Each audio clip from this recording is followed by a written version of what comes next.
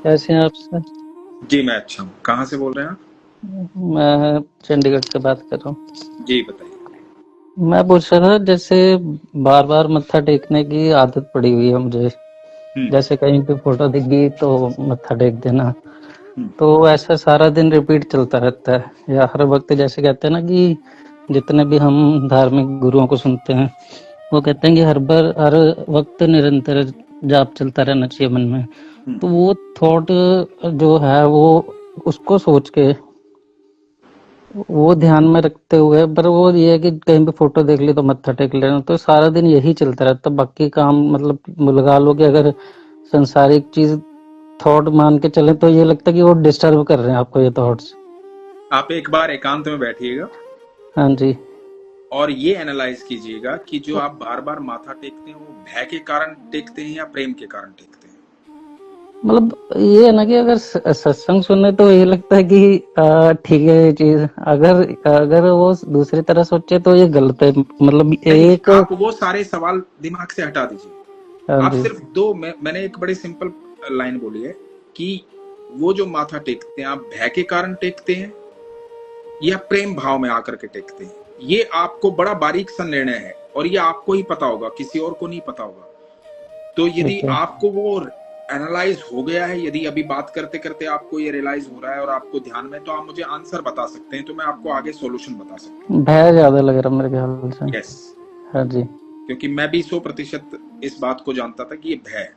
तो पहली बात तो आप एक चीज दिमाग में बिठा लीजिए, आपका भाव ही सर्वोत्तम है, आपका भाव ही उत्तम है। आपके भाव में, आपके मन में हर पल ये रहना कि मेरे ईश्वर मेरे संग है, इससे उत्तम कोई बात नहीं। ठीक है। और ईश्वर सिर्फ तस्वीरों में समाहित नहीं है, ईश्वर कण कण में विद्यमान है, हाँ जी। हर जगह कण कण में विद्यमान है। तो आप एक नियम बना लीजिए कि मुझे पूरे दिन में एक सुबह उठते ही भगवान का आभार प्रकट करना है कि प्रभु तूने आज का दिन दिया और आज की मेरी दिनचर्या ऐसी है, ये मेरा शेड्यूल है प्रभु आज के दिन का। ठीक है। सुबह प्रार्थना करनी है उठ करके, ये मेरा शेड्यूल है प्रभु आज के दिन का। ठीक है।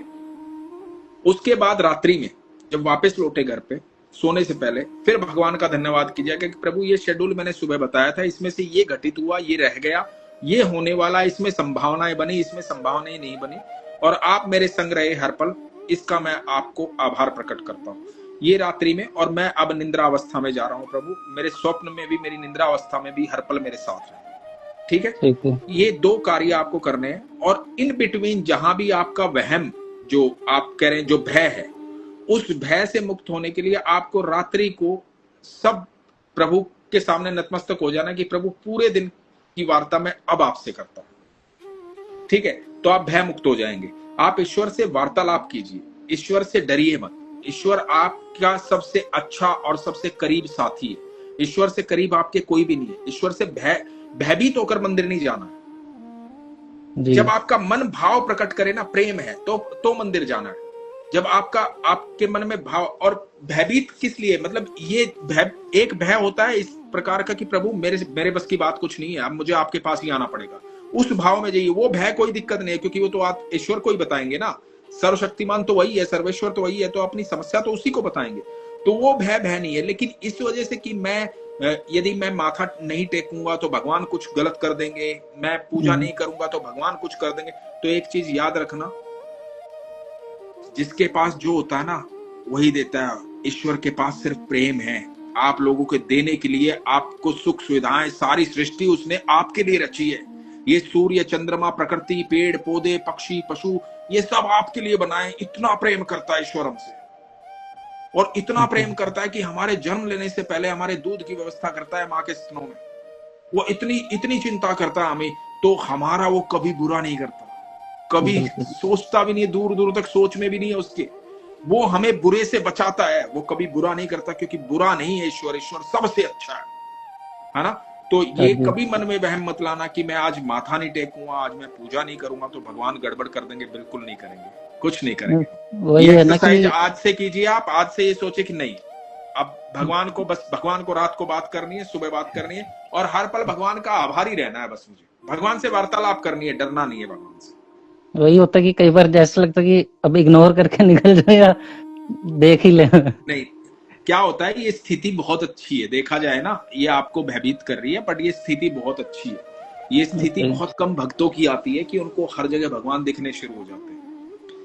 देखो आप सोचो, इस संसारिक दुनिया में एक आदमी सोचता है कि मुझे बीएमडब्ल्यू खरीदनी है, और जब वो सड़क पे निकलता है ना, तो उसके चारों तरफ उसको बीएमडब्ल्यू ही दिखाई देती है, बाकी दूसरी गाड़ी दिखाई नहीं देती, क्योंकि उसने सोच लिया कि मुझे बीएमडब्ल्यू लेनी है ना। हाँ जी, हाँ जी, दूसरे हाँ जी। आदमी ने सोचा कि भाई मुझे तो वो वाली मोटरसाइकिल लेनी है, तो वो मोटरसाइकिल ही दिखेगी उसको। किसी ने सोचा मुझे घर लेना, तो उसको घर ही दिखेंगे अलग अलग डिजाइन के। आपको क्या दिख हम्म, रहे हैं? भगवान। तो आप सोचो ना कितने भाग्यशाली हो आप। पर जी, डरना नहीं है उससे, ठीक है, प्रेम ठीक में है। रहना है उसके। ठीक है। हाँ जी, हाँ जी। तो आप सोचिए, आप भाग्यशाली हैं कि आपको ईश्वर ही दिखते हैं, फालतू कोई चीज दिखाई नहीं देती, आपको अनंत ब्रह्मांड के मालिक दिखते हैं हर जगह। ठीक है। ख्याल ठीक है रखिए जी। अपना। हरे कृष्ण। हरे कृष्ण।